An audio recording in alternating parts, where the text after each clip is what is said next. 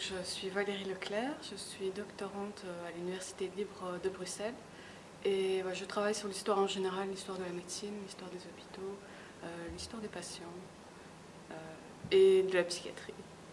J'ai travaillé dans le cadre de certaines recherches donc, sur les archives de l'Institut psychiatrique de l'hôpital Bruckmann.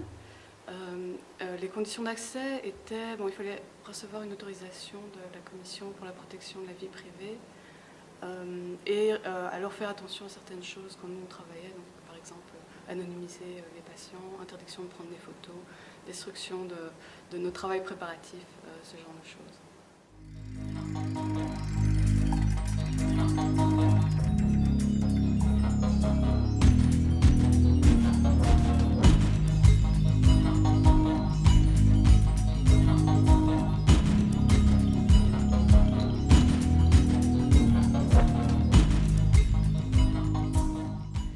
Tout d'abord, c'est des archives extrêmement rares et assez uniques, du fait qu'elles aient été conservées, mais aussi du fait qu'on puisse y accéder.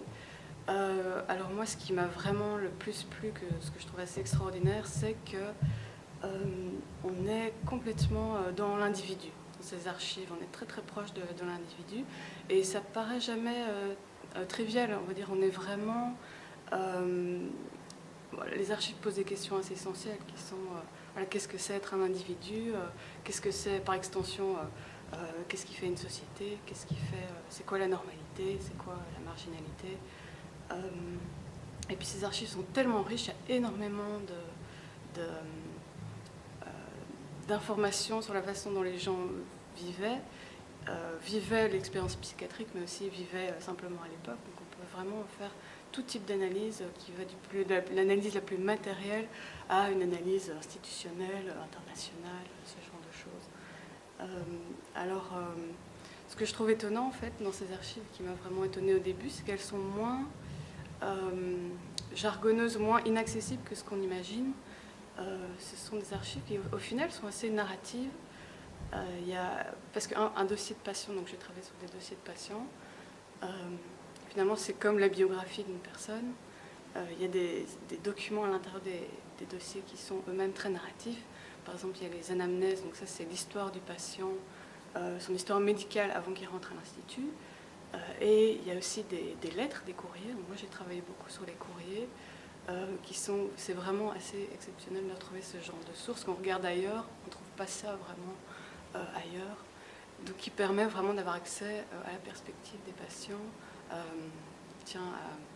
comment ils vivaient leur expérience.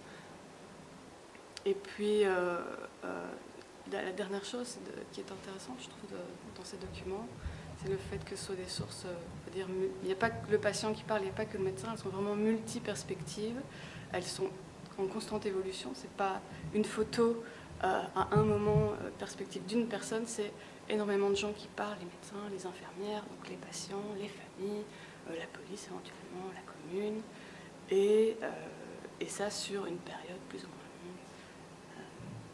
Donc c'est extrêmement complexe.